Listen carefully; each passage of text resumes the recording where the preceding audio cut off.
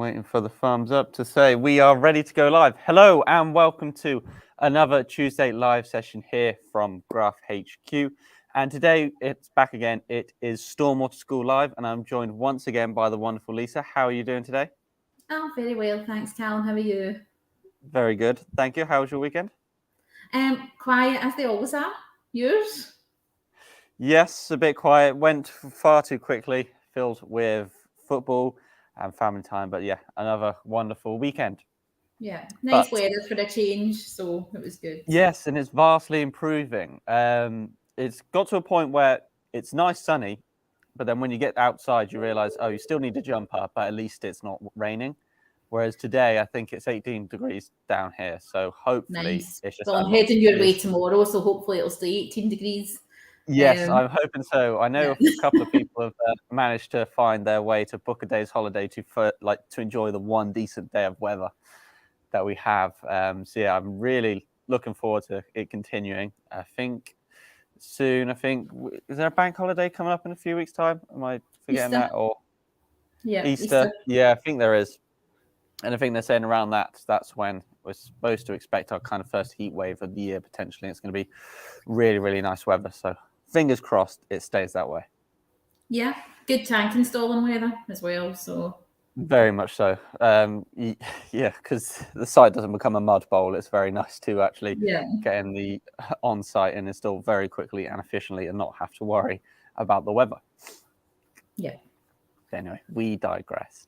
And like I said, it is Stormwater School Live today. And more importantly, if you weren't already aware, it is World Water Day.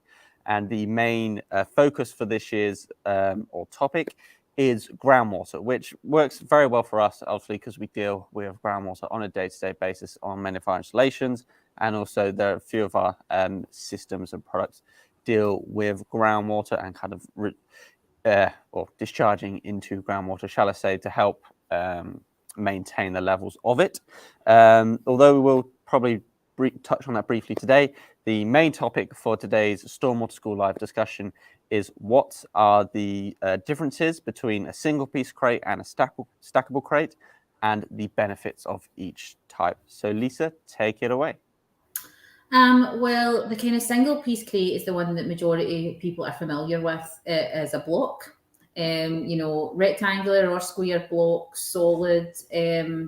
Kind of main advantages is it's really easy to work with. The majority of people know that system. It's the kind of original attenuation systems, if you will, where all these block crates. And so they're a popular choice simply because they are what people are familiar with. They're good systems, it can be incredibly strong. So there's a lot of single piece crates on the market. But it does have some disadvantages where a stackable crate can make all the difference. So you may remember from Stormwater School previously, if you joined us for the last one, we have a couple of stackable systems, EcoBlock Max and EcoBlock Lite, which come on pallets stacked up like so. And the main difference in this is space saving. When you think about, your customers may be too familiar with the term void ratio, or our customers, and void ratio is basically the amount of storage volume. If a crate, for example, holds 100, 100 litres of water, and then it would only actually it would be 100 litres dimensions, but it would only hold 95 litres of water. That's a 95% void ratio, just to really simplify the numbers. Because obviously a portion of the inside of the crate will always be plastic. So when you're transporting a block crate, you're really transporting 95% or more air, because nothing can be done. They're being transported like this. And so majority of your lorry room is being taken up by empty space, basically, which can obviously be quite expensive for transport. The beauty of a stackable crate is that you are not losing all of that storage volume and reducing transport. So just as an example, like for the Max, and it's even more with an EcoBlock Lite, because EcoBlock Lite is even better. You get 17 Max on a pallet, and you get 96 pallets on a articulated vehicle. So that is over 360 meters, 366 meters cube of storage can go into one vehicle. Now, Graph does have a block system called Rain Block. Again, it is quite a popular product. A lot of people use it. It's a very strong product. But the graph rain block, for example, you can transport 93 cube per vehicle. So 93 cube to 360 cube, you could basically almost 4 times as much each block max on a lorry as you do rain block. But I said nothing wrong with those, block systems, and they're really good for a lot of applications. But if you're reducing the amount of transport lorries to your site, basically quartering the amount of lorries to your site, that quarters the amount of time to offload. Quarters the amount of pallets you need to drop into an excavation during install, whether we're installing or whether your own teams are installing. It reduces carbon footprint, less vehicles to site, which obviously in this day and age is incredibly important consideration for people, especially if your installation is in a residential area, less lorries coming through, residential streets and noise complaints. There's just so many advantages to it. And so the stackable crate is really, that is the beauty of it, is that you can transport so much more on a vehicle. And they're also incredibly strong. The Max is incredibly strong, obviously not quite as strong as a light, but that is perfect for other applications, for lighter duty applications. You actually get 25 light crate on a vehicle, on a pallet rather than 96 pallets. So that actually reduces another lorry again. It's like 1 to 5 rather than 1 to 4 as it is for EcoBlock Max. So, that is the main benefits of each. The disadvantages of the stackable crate, it's not really a disadvantage, just that people can sometimes be quite nervous to work with it because it's new and they've not worked with it before. But, that's where you can use our installation service and we'll take that hassle away for you. Or, we're happy to provide site visits to come and talk you through the system. We also can hold training at our branches, and we've got some really, really good installation instructions as well. And honestly, once you put the first one in, you're going from there. Basically, it really is quite simple. But that can be the kind of initial objection that we get with this, is it's something that's unfamiliar, but it really shouldn't. You shouldn't worry about that. It's a great system. But so that's the kind of disadvantage to. I mean, you can call it disadvantage, but that's the kind of objection to a modular system and a stackable system. But yeah, it really just carbon footprint and everything. They're just so much better in terms of transport and storage space as well. Obviously, a lot of sites are very tight, and if you've got to store 4 or 5 times the amount of pallets on site in preparation for a job, because unless you're getting the crates delivered just as you're putting them in, you're going to have to store them, maybe for a day, maybe for a week, maybe for a bit of time, and it's a lot of space as well, which is hard to work around. So that is the main differences between stackable and a block crate system. Perfect. And just to go on to that just for a second, kind of one of the things that I took certainly from when you explained it was the time saving value of the stackable crates versus the single block. So when it comes to saying, if you use the example of 360 cube available to go on one lorry with Max compared to I think it was 96 cube with a single piece rain block crate, the time spent having to unload, where it's like in one vehicle instead of 3 or 4. Yeah. So having to have maybe someone on site dedicated to kind of loading or unloading that lorry to get the crates into space.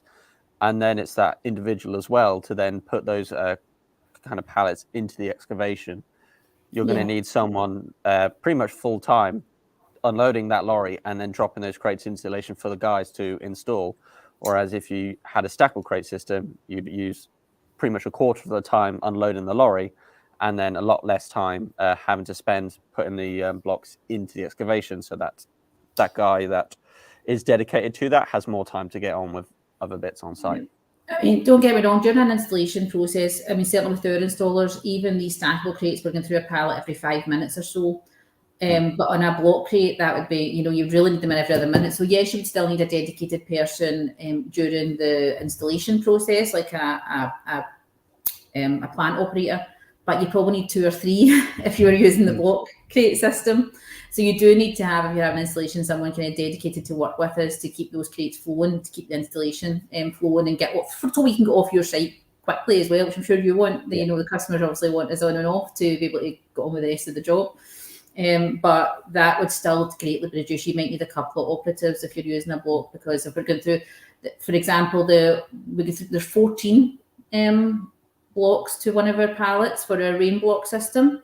You only get half the amount of, you only get 308 on a full lorry. If the guys can go through one of these 17 every like 3 to 4 minutes, 5 minutes, then they're going to go through 14 in a minute or two. And so you need people constantly, 2 or 3 operatives constantly feeding in. And also these are just really good as well in terms of like stacking in a safety factor. That they're really hard to topple off as well. Not that the other ones do either very often, but the point being, they're really, really high stacks. 14 blocks are really, really tall stacks, and certainly in windy days and things like that can be a bit difficult even for a good plant operator. Of course, they manage and everything's done safely, but it can be a bit of a challenge as well with incredibly tall stacks because these are stacked so compactly. The pallets are only half height as well, so it just takes away a lot of those kind of considerations as well. So yeah, it's just there's loads of advantages to it and really not many disadvantages apart from the fact that it's new. Is really the big disadvantage, but they say there is a place for the block crate system. We would never say that there's not, and certainly for smaller jobs and for jobs where you can't quite, you're not quite sure in volume and like to change design on site and things, which can be something that happens. Blocks do have that advantage too because they are just one piece. And you don't have to take into consideration the base plates and the end plates and things. But if you know exactly what you want to do, then there really is no disadvantage to this crate system. Perfect. I think that's a very comprehensive explanation of the differences between the two and the benefits of each. So thank you very much, Lisa, for that. So now it's time to get into the project highlight for this week, and we have a few installs that we've done recently that we would like to share details and cover and talk through. So I think we've got them on the screen coming up. So Lisa, if you want to take it away and talk about these installs. So this is St Michael's House in Hallen, which is Bristol. It was a 42 metre cube EcoBlock Max system. And it was a demolition of an existing building. I'm not quite sure what the existing building was, but to build, it's a small development, small residential development, 10 new kind of luxury homes. Really nice job. It was our first job with a new customer as well. So we were really, really pleased that it went well and really pleased that they gave us a chance. I'm sure we'll work together again. So that was really kind of big highlight of this job. Not the biggest job, but a nice development, nice luxury development, and a first opportunity to show someone else what we can do. So someone else, decided that we were the best option. So that's always a positive. And we've got another one up on screen now. So this project I'm really passionate about. This actually one, so proud of this one, Danfoss Shawfair Park, for loads of reasons. Number one, what the site is, even though we're only involved in such a small way, it's just fantastic to be involved in a project which kind of is synonymous with Graph's values as well, but sustainability and the environment. So this Shawfair Park is a custom built 25 million park development, and it's the sole purpose of this development is to work on low carbon technologies, low carbon innovation systems. It's going to house a company called Danfoss, who specifically do research and development for manufacturing low carbon technologies like electric and hybrid heavy plant vehicles is what they're looking into, and how to make that work and sustainable. So fully electric and carbon neutral diggers and trucks and things like that. So that's really, really exciting.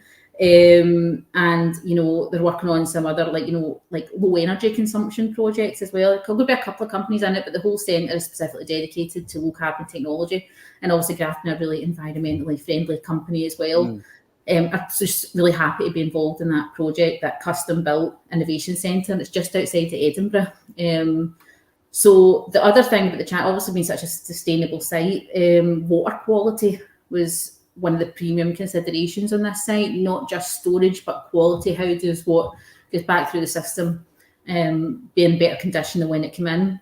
So it meant that the tank had to be a really large scale gravel layer inside the membrane. So the tank, the water would come in rather than straight into the crates, was going to go through this gravel bed first of all, which would pick up hydrocarbons, pick up silt and everything from the tank and clean it basically, so what comes out the other side, as well as the storage. So the crates themselves were well over 800 cube, and then plus with the gravel and everything on top underneath as well, it's a really, really massive development.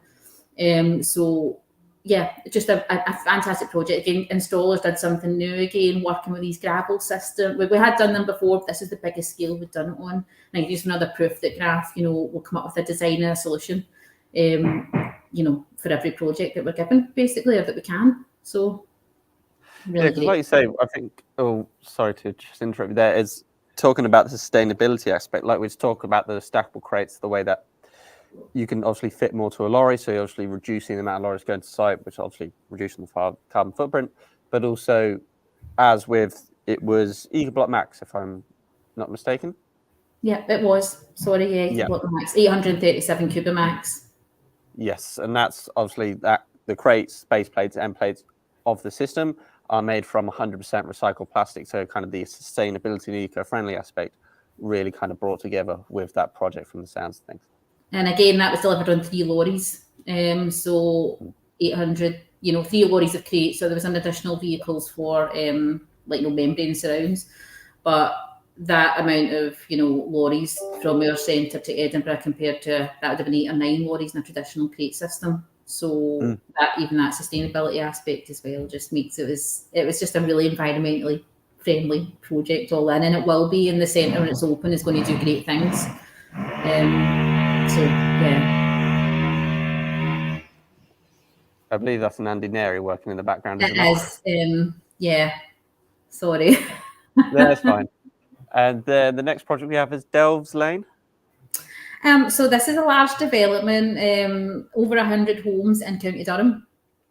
So it was being developed, a mix of social housing. I think it's going to be 10% social housing and 90% private development. It's just so a really nice big project, 273 metre cube of EcoBlock Max. And yeah, just a customer, again, a particular customer who's worked with us repeatedly, who really, really likes the system. And was quite a regular user of Graph, so it was really good that, again, that that we continue to work closely with him. It put quite a deep tank as well at 1.44, not the deepest, but quite a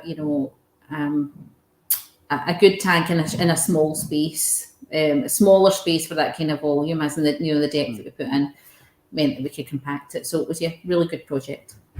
Perfect. And then the next one we have is Eurocentral in Motherwell. So yeah, this is another one that's very, very close to our office here. It was the construction of a large brand new industrial unit. Eurocentral Park is a really, really big office and industrial development, just off the M8 motorway, kind of between Glasgow and Edinburgh. And so many businesses are housed there, and it's expanding all the time. So this was a big new modern industrial unit, which I believe is going to be put out for let. I'm not sure if we know exactly who's going into that yet. But it was 180 metre cube of EcoBlock Max, and yeah, a project that, again, we're really, really happy to be proud of. It's a very prestigious site at Eurocentral, and you can see it from the waterway. And so really, really, just even though they're all on a small scale, a small bit, and our stuff's under the ground, we just like to know that we're involved in these improvements locally. So a good project, and this is going to be a new kind of big industrial unit. So yeah, good project. So the majority of these products that we highlighted today are all either in the very north of England or in Scotland itself. So yeah, it's but just the way it's worked. Sometimes you just get the bunch up together like that, and we also do install nationally. So there's no place we won't go. But the last few weeks, the installers have been on the travels, certainly up north. Yeah. Well, it's a lovely drive up to Scotland. I've done it once, and you kind of see the differences. You have to come and visit us, Callum. Pardon? Come and visit us more often. I'll try. It's just a long drive. That's the issue. It's like in my current car, I won't take it. But there's no way I'd drive the Land Rover Discovery up to Scotland. I did that to Milton Keynes once, and that was horrific. I'm not going up to Scotland in that vehicle. I don't know how anyone can. But once you get to the end of England, where the motorways are kind of chocker, as soon as you get to Scotland, it's just empty, the motorways, and it's a really nice drive, to be fair, once you get past England and into Scotland. And therefore, I'd myself say that. But anyway, that is the end of the project highlight. So now I think it's time to answer some of the questions that have come in during the live stream. So I think we have some that are popping up at the moment. So why should someone install an underground storage tank rather than use a pond or swale for attenuation purposes? I mean, ponds or swales are, are widely accepted solutions, but the main advantage of a creek system is that it's underground, it's hidden. I mean, real estate, to use the American term, is precious, is valuable, and when you put in a large pond or swale, really, as though it can look nice and add some advantages to the area, it's still land that then can be not used for anything else. Although we say you can't build directly like a building on top of your tanks, roadways, thoroughfares, wide now green spaces, which are all very important for any development to have, car parks. The tank can be underneath these things, so it really is a massive advantage in terms of space. It's valuable space that can house the car park rather than being empty, a pond, and then you have to find the car park somewhere else. And especially because we are living in such a built-up world now, places like London, certainly cities of Glasgow, Edinburgh, Birmingham, space is running out in these places, for development, but yet constant development is needed. And so even something as simple as having the car park, being able to put the tank underneath the car park can be a massive plus for any development, and so that is kind of say the big advantage of them is that the space isn't lost. Essentially, it can still be used for amenities essential to development. And obviously, we can design tanks to be light duty or heavy duty depending on what you want, where you want them to be located. Yeah, because where I used to live, there was quite a few house new builds going up around the village, and they always either went for kind of an attenuation pond or a swale, and they just lose that space because majority of the time they are empty because their only purpose is in the case of a storm event, that's when they will be filled. So the majority of the time they're just empty, and you just see it just looks like a grass hole in the middle of the ground, or just be filled with reeds. And absolutely. Wildlife living in there.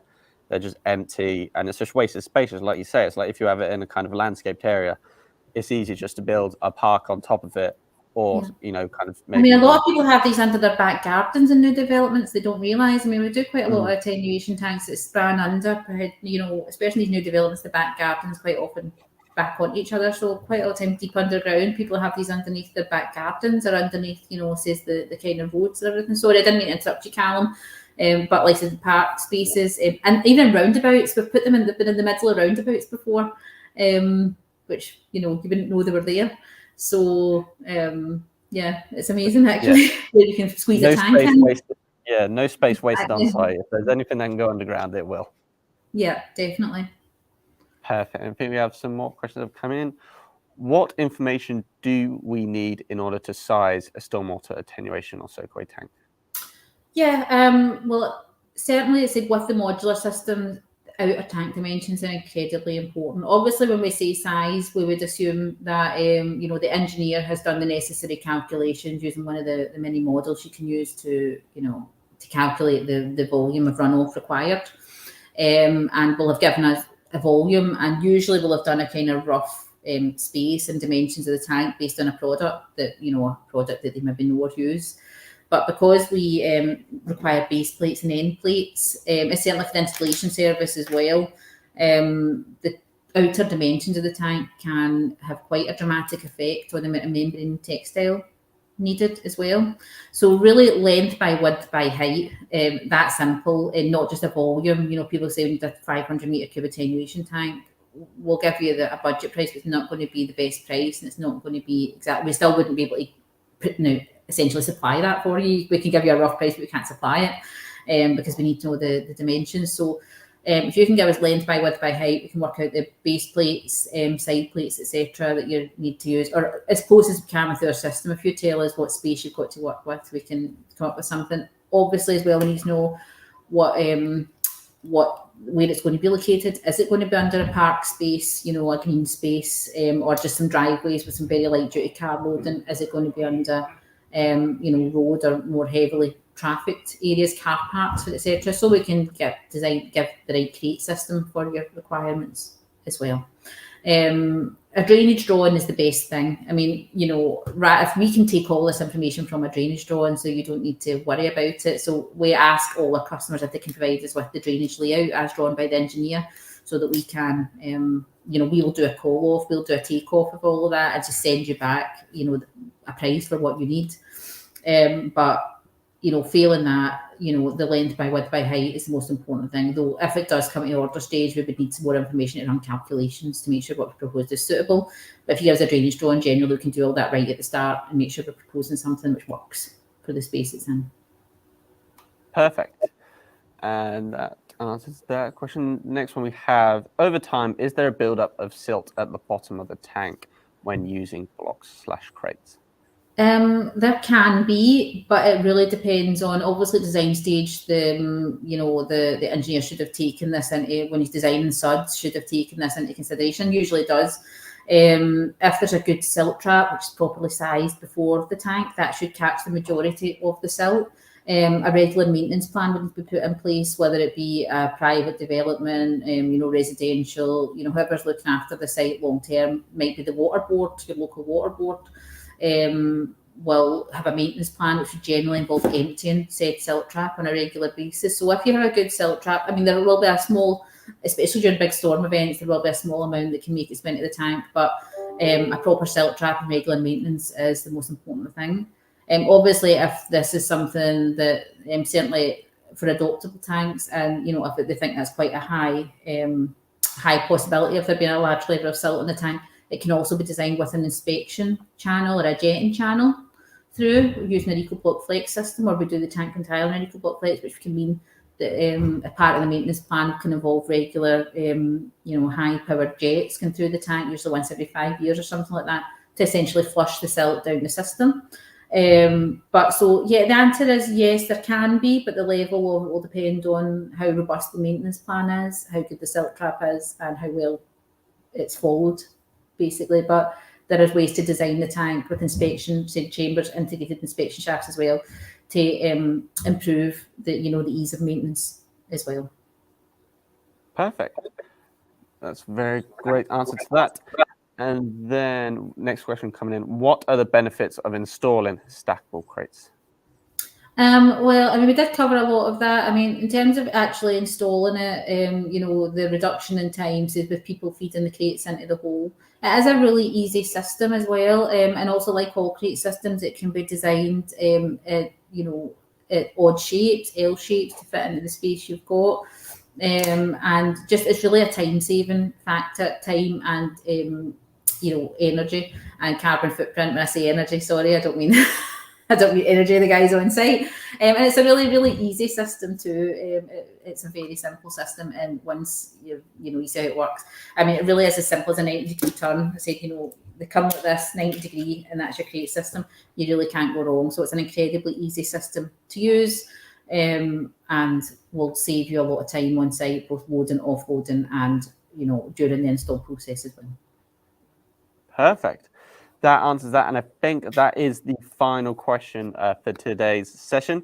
So I'd like to say a big thank you to everyone that tuned in and watched us talk about all things stormwater in today's Stormwater School Live. And thank you again, Felisa, for taking the time out of your day to sit down and share your amazing amount of knowledge on all things stormwater. So thank you, Lisa. No problem. You taught me everything I know. I doubt it. But that is it for today's Stormwater School Live. And as we mentioned at the start, it is World Water Day, and it's very important to be aware of the issues that the world is currently facing with potential water crisis in many countries around the globe. So we do encourage people to read up about how important World Water Day is, and especially the importance of groundwater. We do have an article currently on our website that explains all of those things, and that it will be shared on our socials later today. So make sure you keep an eye out for that if you want to know more about, obviously, World Water Day and how human activities are affecting groundwater and why it is so important. So I'd like to say a big thank you to those once again for taking the time out of your day to come watch this, and we'll see you on the next one. But during that time, stay safe, take care, and we'll see you later. Bye, everybody. Thank you.